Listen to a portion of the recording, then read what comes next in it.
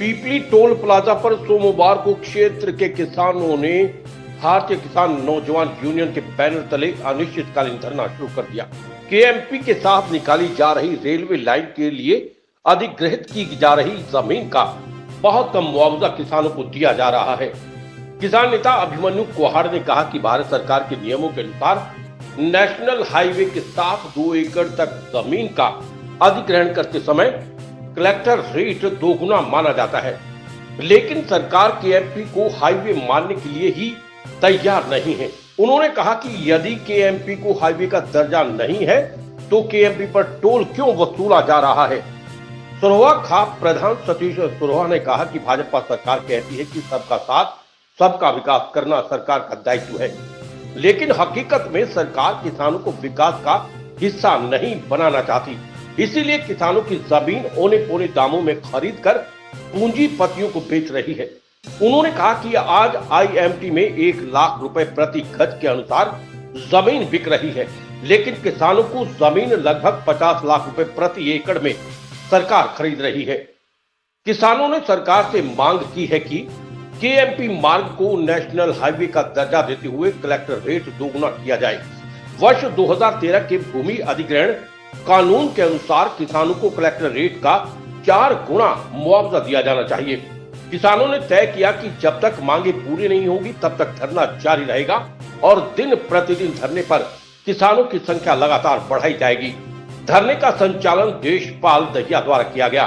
इस मौके पर जिले सिंह, अतर सिंह, समुंदर तोमर, धर्मवीर दहिया, राज सिंह हलालपुर, नरेश दहिया, कुलदीप वत्स, कौर सिंह दहिया, हंसराज दहिया, ओम प्रकाश पहलवान छतीरा, निकेश दहिया, ललित चौहान, रवि जठड़ी, विजेंद्र दहिया, बुधराम सिंह, प्रमोद कुमार पाई, दीपक बारोटा, कृपाल दहिया और क्षेत्र के अन्य किसान मौजूद रहे। पीपली टोल के ऊपर केएमपी के साथ में किसान भाइयों ने धरना शुरू किया है। भारत सरकार जो केएमपी के साथ रेलवे का कॉरिडोर निकालने के लिए जो ज़मीन ले रही है, किसानों को बहुत कम पैसा दिया जा रहा है। भारत सरकार का एक नियम है कि नेशनल हाईवे के 4 एकड़ की चौड़ाई में 2 एकड़ दाईं तरफ, 2 एकड़ बाईं तरफ यदि सरकार कोई ज़मीन का एक्वायरमेंट करेगी तो कलेक्ट्रेट अपने आप डबल हो जाएगा। लेकिन यहाँ सरकार कह रही है कि केएमपी हाईवे ही नहीं है। हम सरकार से कह रहे हैं कि यदि ये हाईवे नहीं है तो इस पर ये भारी भरकम टोल क्यों लगाए गए हैं। इन टोलों के माध्यम से आम आदमियों को, किसानों को लूटा क्यों जा रहा है। ये सरकार इसको नेशनल हाईवे का दर्जा दे, किसानों का कलेक्टर रेट डबल करे और उसके बाद जो 2013 में किसानों ने सैकड़ों सालों तक आंदोलन लड़के 2013 में जो भूमि अधिग्रहण कानून बनवाया था, उस भूमि अधिग्रहण कानून के अनुसार कलेक्टर रेट से 4 गुना मुआवजा किसानों को दिया जाए। आज आप किसी भी गांव में चले जाओ, यहाँ पे 5-5, 6-6 करोड़ से कम में आपको 1 एकड़ जमीन नहीं मिलेगी, लेकिन सरकार 60 लाख, 70 लाख, 80 लाख रुपए में किसानों की जमीन यहाँ पे ले रही है। और आज आप देखो आईएमटी एक्वायरमेंट करते समय जो मात्र चंद लाखों में ही किसानों की जमीन ले ली गई थी, आज वो जमीन सरकार बड़ी बड़ी कंपनियों को 1 लाख रुपए प्रति गज से भी ज्यादा के हिसाब से दे रही है। 50 करोड़ से भी ज्यादा का किला हो गया।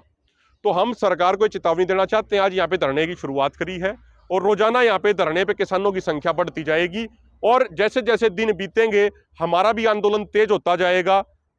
किसी दिन हम डीसी साहब के दफ्तर का घेराव करेंगे, कभी एसडीएम का घेराव करेंगे, कभी टोल भी फ्री कराएंगे और कभी हरियाणा, पंजाब के तमाम किसानों को एकजुट करके यहाँ पे बहुत बड़ी पंचायत का भी आयोजन किया जाएगा।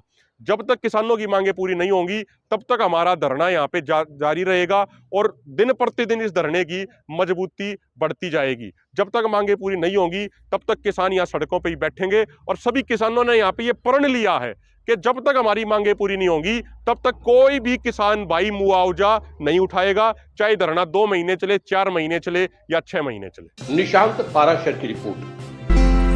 जनता की भावनाओं को समझने का हुनर जानती है एसडीएम ज्योति मित्तल, सरपंच जग्गी नंबरदार। गणतंत्र दिवस पर क्रांतिकारी पर्वतारोही नीतीश दहिया के जीवन से प्रेरणा लेंगे युवा, होगी देशभक्ति की प्रस्तुति। ये बात गांव सीसाना के सरपंच जग्गी नंबरदार ने खरखोदा की एसडीएम ज्योति मित्तल के लिए कही। सरपंच जग्गी नंबरदार ने बताया कि एसडीएम ज्योति मित्तल क्षेत्र के विकास और समस्याओं के लिए बेहद अच्छा कार्य कर रही हैं। बहुत ही कम समय में वो क्षेत्र की जनता की आवाज और भावना को अच्छे से समझने लगी हैं। इसका स्पष्ट उदाहरण ये है कि जब भी क्षेत्र के सरपंच समाजसेवी और युवा एसडीएम ज्योति मित्तल के पास कोई समस्या लेकर जाते हैं तो वो पहले से ही उस समस्या से परिचित होती हैं। वो क्षेत्र की सामाजिक और सांस्कृतिक भावनाओं को बेहतर ढंग से समझती हैं। दरअसल सोमवार को गणतंत्र दिवस पर क्रांतिकारी पर्वतारोही नीतीश दहिया को याद करने की मांग लेकर क्षेत्र के युवा और सामाजिक कार्यकर्ता एसडीएम ज्योति मित्तल के पास पहुंचे थे। उन मांगों में से अधिकतर मांगों पर एसडीएम ज्योति मित्तल बगैर किसी के कहे कार्य करने लग रही थी। दहिया खाप के कार्यकर्ता और ब्लॉक समिति मेंबर अशोक उर्फ शोकी ने जानकारी देते हुए बताया कि नीतीश ने 23 साल की उम्र में क्रांतिकारी जीवन जिया है, जिससे क्षेत्र के युवा हमेशा प्रेरणा लेते रहेंगे। समय समय पर समाज के बिगड़ते माहौल को सही दिशा में लाने के लिए भगत सिंह, नीतीश जैसे युवाओं के रूप में जन्म लेते रहेंगे और क्रांति अलग जगाते रहेंगे और आगे चलकर अनेकों नीतीश भी पैदा होंगे। जीवन रक्षक फाउंडेशन ने रखी ये मांगे। जीवन रक्षक फाउंडेशन के नेतृत्व में खरखोदा क्षेत्र के सैकड़ों युवाओं ने एसडीएम ज्योति मित्तल को ज्ञापन के माध्यम से उपमंडल प्रशासन के सामने ये मांग रखी कि क्रांतिकारी विचार रखने वाले युवा समाजसेवी और पर्वतारोहण के क्षेत्र में बेहद ही कम समय में अपनी अलग पहचान बनाने वाले शहीद नीतीश दहिया को 26 जनवरी के अवसर पर उपमंडल प्रशासन की तरफ से विशेष ढंग से याद किया जाए। खरखोदा उपमंडल के सभी सरकारी और निजी स्कूलों में शहीद क्रांतिकारी पर्वतारोही नीतीश दहिया की जीवनी पर प्रश्न उत्तर प्रतियोगिता का आयोजन किया जाए, जिसके माध्यम से क्षेत्र के विद्यार्थियों को देशभक्ति के मायने, पर्यावरण रक्षा, गोरक्षा, तिरंगे की शान और सामाजिक समरसत्ता के विचारों को भावनात्मक रूप से सिखाया जा सके। क्षेत्र के लगभग युवा शहीद क्रांतिकारी पर्वतारोही नीतीश दहिया से भलीभांति परिचित है। प्रत्यक्ष रूप से नीतीश के साथ जुड़े होने के कारण क्षेत्र के युवाओं में समाज के प्रति समर्पण और देशभक्ति की भावना की लहर दौड़ने का ये बेहतर जरिया हो सकता है। ये शहीद क्रांतिकारी पर्वतारोही नीतीश दहिया के जीवन का भी स्वप्न रहा है कि क्षेत्र के युवा केवल देशभक्ति का नशा करें। शहीद क्रांतिकारी पर्वतारोही नीतीश दहिया ने महज 23 साल की उम्र में ही अपने जीवन के 8 साल सामाजिक कार्यों और 15 अगस्त और 26 जनवरी के अवसरों को क्षेत्र में युवाओं के बीच धूमधाम से मनाने और तिरंगा यात्राएं निकालने में अपना समय और ऊर्जा लगाई है। पिछले 26 जनवरी के दिन अफ्रीका की सबसे ऊंची चोटी किलिमंजारो पर तिरंगा लहराकर भारत के नाम एक नया रिकॉर्ड दर्ज किया था। योग दिवस के अवसर पर यूरोप की सबसे ऊंची चोटी पर तिरंगा लहराया और क्षेत्रवासियों के द्वारा 15 अगस्त के अवसर पर नीतीश की एवरेस्ट की जीत के लिए स्वागत कार्यक्रम का आयोजन हुआ। नीतीश ने बेहद कम समय में ही युवाओं को अपने जीवन के माध्यम से ये संदेश भी दिया कि सामान्य घर में पैदा होने वाले बच्चे भी बड़े सपने देख सकते हैं और उन्हें पूरा करने की हिम्मत भी रखते हैं।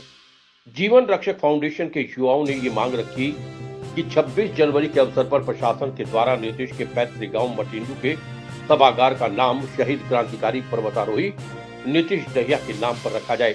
इसके साथ ही गांव मटिंडू के सरकारी स्कूल प्रवेश द्वार के सामने वाली दीवारों क्रांतिकारी पर्वतारोही नीतीश दहिया की पेंटिंग बनाने के लिए जल्द से जल्द टेंडर जारी किया जाए। वहीं एसडीएम ज्योति मित्तल ने युवाओं को जानकारी देते हुए बताया कि नीतीश का जीवन युवाओं के लिए प्रेरणा स्रोत रहा है, इसलिए प्रशासन की तरफ से क्रांतिकारी पर्वतारोही नीतीश दहिया के जीवन से समाज में देशभक्ति की भावना जागृत करने के लिए गणतंत्र दिवस पर नीतीश के माता पिता को सम्मानित करने के लिए पहले से नाम डाला जा चुका है और प्रशासनिक रूप से नीतीश से जुड़ी हर बात के लिए प्रशासन पूर्ण रूप से जागरूक है और गणतंत्र दिवस के अवसर पर क्रांतिकारी नीतीश दहिया से संबंधित कार्यक्रम में प्रस्तुति का आयोजन जरूर किया जाएगा। इसके बाद बारी बारी से एसडीएम ज्योति मित्तल ने सभी युवाओं और समाज सेवियों से बात की और हर एक की बात ध्यानपूर्वक सुनी और उस पर विचार किया। इसके साथ ही एसडीएम ज्योति मित्तल ने युवाओं को आश्वासन दिया कि क्रांतिकारी नीतीश दहिया से संबंधित और क्षेत्र से जुड़ी सभी समस्याओं के समाधान के लिए प्रशासन सजग है। ये बात सुनते ही वहां मौजूद सभी लोग तालियां बजाने लगे। इस दौरान जीवन रक्षक फाउंडेशन के प्रधान नीरज रोहित, दीपक कंवाली, दीपू रोहट, प्रिंस योगेश, प्रवीण, अभिषेक, गोरक्षक दल खरखोदा, प्रयास संगठन संचालक नवीन दहिया, नवीन खांडा, अंशुल, मोंटी खरखोदा, विपिन पहलवान, नीतीश के गुरु, राहुल मटिंडू, आनंद प्रधान गढ़ी सिसाना, सतीश सरपंच पूर्व सरपंच सिसाना, शीलक सिसाना, किसान नेता जिंदर सिसाना, राजे भंगड़ सिसाना, पार्षद मंजीत उर्फ भोला रोना, अशोक उर्फ चौकी, ब्लॉक समिति मेंबर तिसाना और विजेंद्र उर्फ ढीलू, पुत्र स्वर्गीय रामफल प्रधान दहिया खाप सहित सैकड़ों युवा मौजूद रहे। Bureau report. खरखोदा विधायक जयवीर सिंह ने प्रेस वार्ता के दौरान कहा कि जो सरकार द्वारा पंचायती राज में ई टेंडरिंग और राइट टू रिकॉल का नियम लागू किया गया है, तभी से सरपंचों ने प्रतिक्रिया जाहिर करते हुए विरोध प्रदर्शन करने शुरू कर दिए हैं, जिसके कारण सरकार और सरपंचों के बीच विवाद बढ़ता जा रहा है। पंचायती राज में ऐसे नियम लागू करना ठीक नहीं है, इसीलिए वे सरपंचों की मांग का समर्थन करते हैं। उन्होंने कहा कि काफी समय पहले गांव में विकास कार्य के लिए बहुत कम धन उपलब्ध हो पाता था। स्वर्गीय प्रधानमंत्री इंदिरा गांधी का मानना था कि केंद्र सरकार द्वारा गांव के विकास के लिए जो धन उपलब्ध करवाया जाता है, वो धन गांव तक पहुंचते बहुत कम मात्रा में उपलब्ध हो पाता है, जिससे गांव के विकास में काफी बाधा आती है। उनके बाद स्वर्गीय प्रधानमंत्री राजीव गांधी ने गांव के विकास कार्य के लिए धन उपलब्ध करवाने की प्रक्रिया शुरू कर दी थी, ताकि गांव का विकास हो सके। पिछले करीब 2 वर्ष से सरकार द्वारा पंचायती राज के चुनाव में विलंब किया गया, जिसके कारण गांव में विकास कार्य काफी प्रभावित हुआ था। अब चुनाव के बाद जो नवनिर्मित सरपंच चुने गए हैं, उनके ऊपर ये नियम लागू करके विवाद खड़ा कर दिया है। जो मांग सरपंचों द्वारा की जा रही है वो जायज है और वो उनकी मांगों का समर्थन करते हैं। उन्होंने कहा कि किसानों द्वारा जमीन मुआवजे की कीमत को लेकर मांग रखी जा रही है, वो भी बिल्कुल जायज है, क्योंकि कांग्रेस सरकार के दौरान केएमपी के लिए किसानों की अधिग्रहण की गई जमीन का मुआवजा बढ़ाकर दिया गया था। आईएमटी की स्थापना भी इसीलिए की गई थी ताकि यहाँ क्षेत्र का विकास हो सके और बेरोजगार युवकों को रोजगार उपलब्ध हो सके। लेकिन सरकार ने आईएमटी को स्थापित करने में काफी देरी की है, जिससे क्षेत्र का काफी नुकसान हुआ है। आईएमटी में औद्योगिक इकाइयों के माध्यम से सरकार को काफी धन उपलब्ध होता है, इसीलिए किसानों को भी सरकार द्वारा अधिग्रहण की गई जमीन का मुआवजा ठीक ढंग से दिया जाना चाहिए। प्रदेश में किसान और सरपंच मांगों को लेकर प्रतिदिन धरने प्रदर्शन कर रहे हैं। सरकार को चाहिए कि वो ऐसे नियम और योजनाएं ना बनाएं जिससे प्रदेश में विवाद उत्पन्न होता हो। इसलिए सरकार को चाहिए कि सरपंचों और किसानों की जायज मांगों को मानकर विवाद को समाप्त किया जाना चाहिए। पंचायती राज की जो दुर्गति हो रही है उसके बारे में उस विषय में आज बात करेंगे।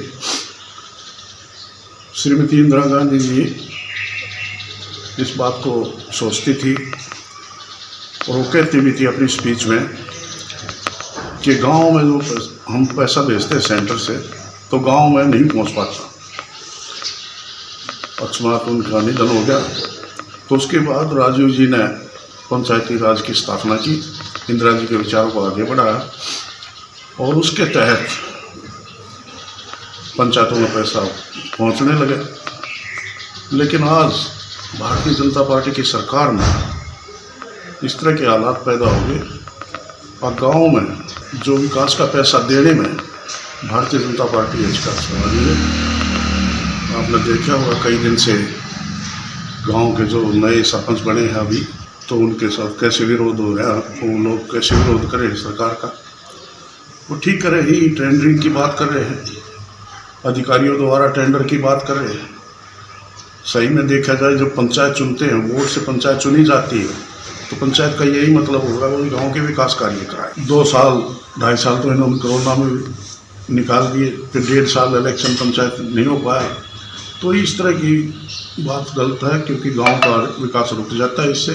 तो सरकार को चाहिए तुरंत फैसला ले।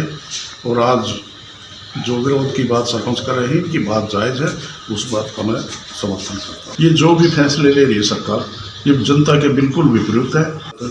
जो किसान मुआवजे की बात कर रहे हैं, उनको सही ढंग से मुआवजा मिलना चाहिए, सरकार को देना चाहिए। जैसे हमारी सरकार में भी चौधरी भूपेंद्र सिंह जी हुड्डा ने केएमपी का मुआवजा बढ़ा के दिया था।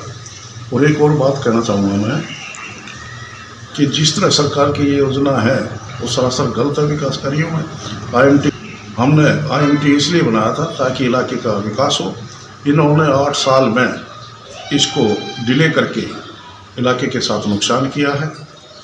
और इसमें हमारी सरकार ने चाहा था कि प्रॉफिट की कोई ऐसी बात नहीं, यानी जनता का रोजगार के साथ खुले, और इसलिए आईएमटी की ये स्थापना की गई थी। मैं कहना चाहूँगा सरकार को, बाकी इसमें फ़ायदे का सौदा मत करें। अगर कंपनियों को देते हैं उसका प्रॉफिट होता सरकार को, तो उसमें किसान का भी। निशांत पाराशर की रिपोर्ट।